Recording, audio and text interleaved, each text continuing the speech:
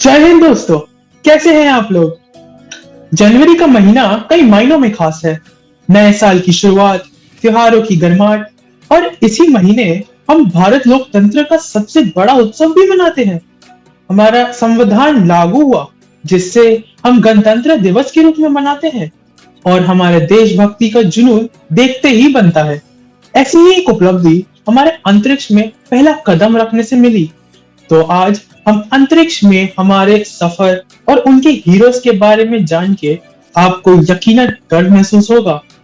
तो पिछले सेशन में हमने जाना मानव की स्पेस में जिज्ञासा और उपलब्धियां, जिसमें हमने भारत की स्पेस रुचि को भी जाना। और क्या आप जानते हैं, जिस देश को अंग्रेजों ने 200 साल तक गुलाम बना के रखा और गरीबी की हालत में आजाद किया, उसकी अंतरिक्ष में उपलब्धियों के पीछे की कहानी क्या है? आइए जानते हैं। आजादी के तुरंत बाद भारत को पहले पाकिस्तान से युद्ध करना पड़ा, फिर कुछ साल बाद चाइना से युद्ध करना पड़ा। तब डॉक्टर विक्रम साराभाई, जो एक भौतिक विज्ञानी और खगोल विज्ञानी थे, उन्होंने प्राइम मिनिस्टर जवाहरलाल नेहरू को कहा कि भारत को स्पेस प्रोग्राम शुरू करना चाहिए, जिससे भारत को एक ऐसी ताकत मिलेगी कि कोई भी भारत की तरफ आंख उठाकर नहीं देखेगा। तब लोगों ने प्राइम मिनिस्टर नेहरू को बोला कि स्पेस प्रोग्राम का कोई फायदा नहीं, ये पैसे की बर्बादी है।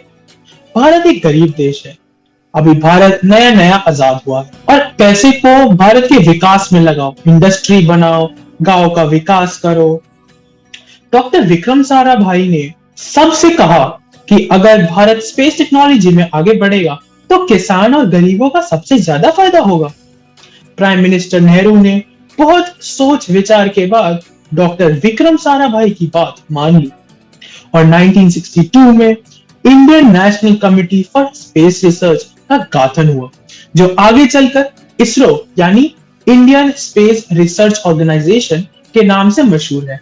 आज मैं आपको इसरो के सफर पे ले चलता हूँ। ध्यान लगाकर सुनना, बहुत रोमांचक है इसरो का सफर। पहले एक दो बातें हम जान लेते हैं। तो हम स्पेस में कैसे जा सकते हैं? हम स्पेस में जाने के लिए रॉकेट इस्तेमाल करते हैं। और रॉकेट से स्पेस में हम क्या भेजते हैं?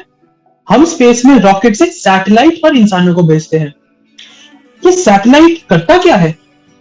ये सैटेलाइट पृथ्वी के चारों तरफ घूमता है, सिग्नल रिसीव करता है और वापस भेजता है। जैसे पृथ्वी से साइंटिस्ट ने भारत के ऊपर के बादलों की फोटो लेने के लिए सिग्नल भेजा, सैटेलाइट फोटो खींचकर भेज देगा। साइंटिस्ट शाम की न्यूज में बता देगा कि कल बारिश आएगी या नहीं।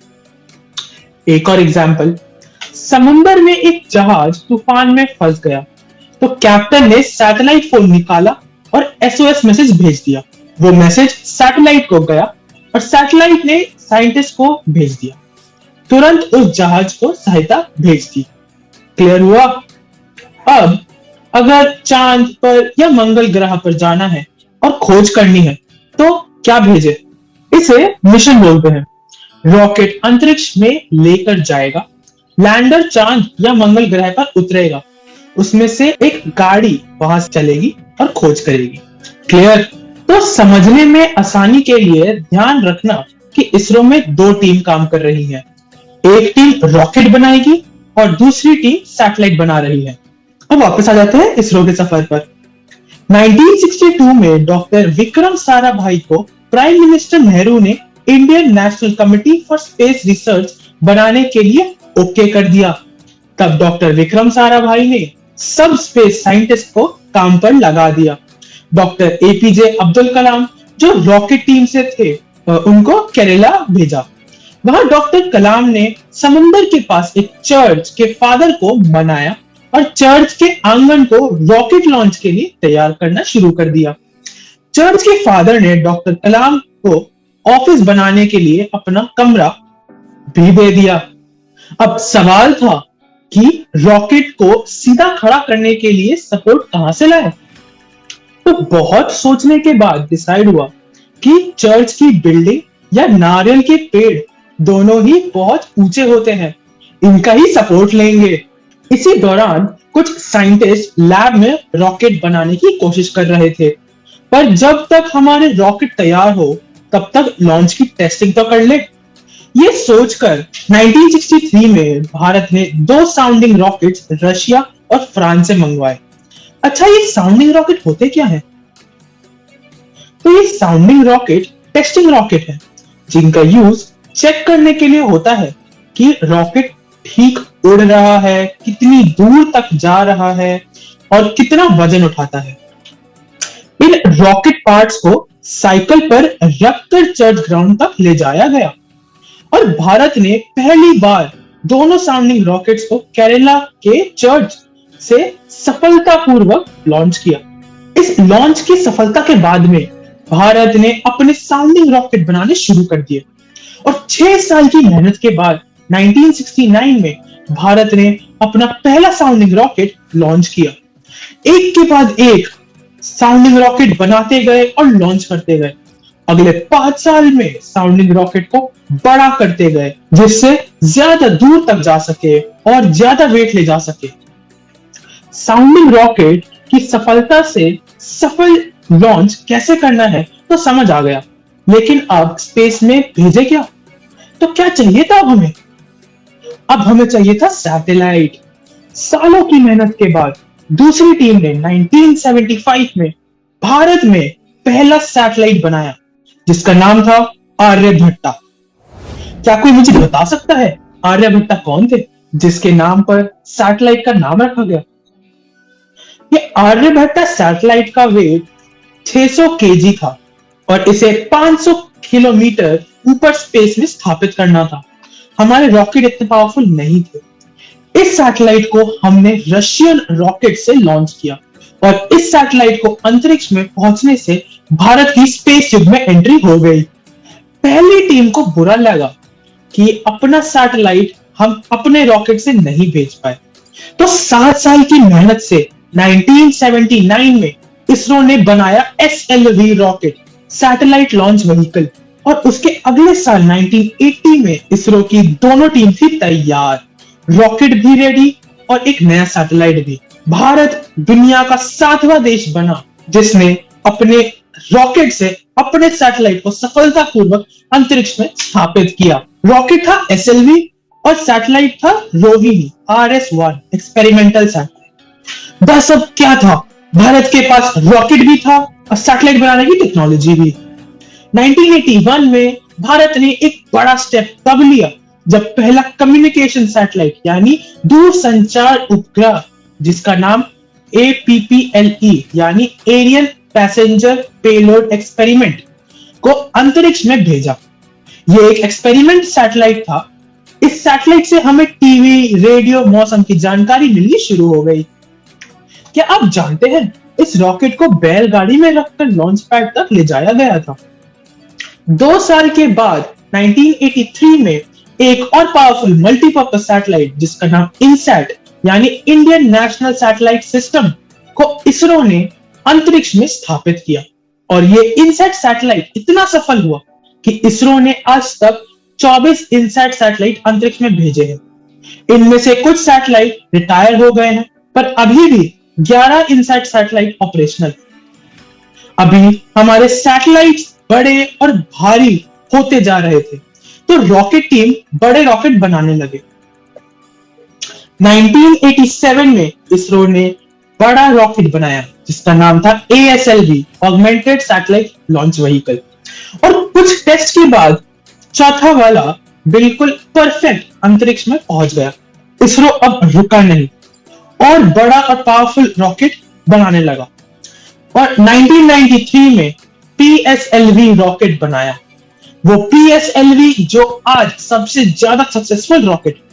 PSLV रॉकेट एक ऐसा रॉकेट बना जो सस्ता भी था और काफी वेट को अंतरिक्ष में आसानी से पहुंचा सकता था। ये इसरो का फेवरेट रॉकेट है। अब रॉकेट टीम ने सोचा अगर हायर अर्थ ऑर्बिट यानी स्पेस में दूर तक जाना है तो क्या करें। तब तो और पावरफुल रॉकेट चाहिए। अब इस पर काम शुरू किया और 2001 में एक बहुत पावरफुल रॉकेट बनाया जिसका नाम था GSLV रॉकेट। अब इसरो अंतरिक्ष में कहीं भी जा सकता था, दूर भी और पास भी। भारी से भारी सैटेलाइट भी ले जा सकता था। इसरो को तो चैलेंजेस पसंद है। तब इसरो ने प्लान किया कि भारत चांद पर मिशन भेजेगा और पता करेगा कि चांद पे पानी था या नहीं। 2008 में इसरो ने पहला चंद्रयान-1 मिशन भेजा। चंद्रयान-1 का वेट 1380 केजी था। पीएसएलवी टीम ने बोला, वेट नो प्रॉब्लम, हम ले जाएंगे चंद्रयान को।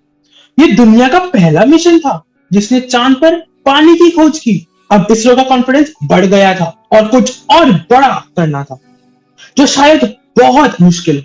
इस बार इसरो ने एक इम्पॉसिबल मिशन प्लान किया, मंगल ग्रह पर जाने का, जहां सिर्फ 3 देश ही पहुंचे थे और वो भी बहुत कोशिश के। 2013 में इसरो ने मंगलयान मार्स ऑर्बिटर मिशन भेजा और भारत वर्ल्ड का पहला देश बना जो पहली कोशिश में मंगल ग्रह पर पहुंचा। क्या आप सब जानते हो कि हमारे मोबाइल में जो गूगल मैप है वो अमेरिका के सैटेलाइट से मैप आता है।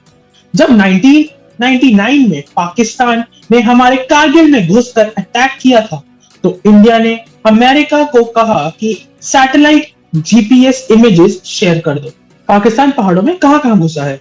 तो अमेरिका ने मना कर दिया। भारत ने पाकिस्तान के एक-एक सोल्जर को निकाल निकाल के मारा और डिसाइड किया कि भारत का सैटेलाइट जीपीएस बनाएंगे। 2016 में इसरो ने IRNSS-1G सैटेलाइट नेविगेशन लॉन्च किया और आज भारत के पास अपना सैटेलाइट नेविगेशन सिस्टम है, उसका नाम नाविक है। अब भारत पूरे भारत और पड़ोस की सब कंट्रीज पर नजर रख सकता है। 2017 में इसरो ने एक और वर्ल्ड रिकॉर्ड बनाया। अपने एक पीएसएलवी रॉकेट से अलग अलग देशों के 104 सैटेलाइट को एक साथ लॉन्च करके वर्ल्ड रिकॉर्ड बनाया। इसके बाद इसरो चंद्रयान-2 चांद पर भेज चुका है। दूसरे देशों के सैटेलाइट को अंतरिक्ष में पहुंचा चुका है। यही नहीं, आने वाले समय में इसरो चंद्रयान-3 मिशन पर काम कर रहा है और इसरो गगनयान मिशन प्लान कर रहा है, जिसमें एक भारतीय अंतरिक्ष में जाएगा। इसरो का प्लान है कि 2030 तक भारत का अपना इंटरनेशनल स्पेस स्टेशन भी बनाएगा। दोस्तों, डॉक्टर विक्रम साराभाई की बात सच निकली। भारत ने स्पेस प्रोग्राम शुरू करके देश को एक सुपर पावर बना दिया। तो आज हमने क्या सीखा? आज हमने सीखा कि अंतरिक्ष हमारा फ्यूचर है। स्पेस एक ताकत है जो देश को मजबूत करता है और दुनिया में अपना लोहा मनवाता है। साधनों के अभाव में अगर इरादे मजबूत हो तो साइकिल से शुरू करके भी मंगल तक पहुंचा जा सकता है। एक इंग्लिश में कहावत है, When the going gets tough, tough gets going, जो इसरो के लिए बिल्कुल सही बैठती है। इसलिए उन्होंने अपने लिए मुश्किल से मुश्किल लक्ष्य निर्धारित किया और लगातार सफलताओं के बाद इसको हासिल किया। मुझे यकीन है कि इसरो के इस सफर से आप सब को प्रेरणा मिली होगी और आप में से कौन-कौन स्पेस के क्षेत्र में आगे बढ़ना चाहता है, अपने विचार मुझे सोशल मीडिया पे जरूर शेयर करें। और अगर आपको कोई सवाल हो तो वो भी पूछ सकते हैं। जय हिंद।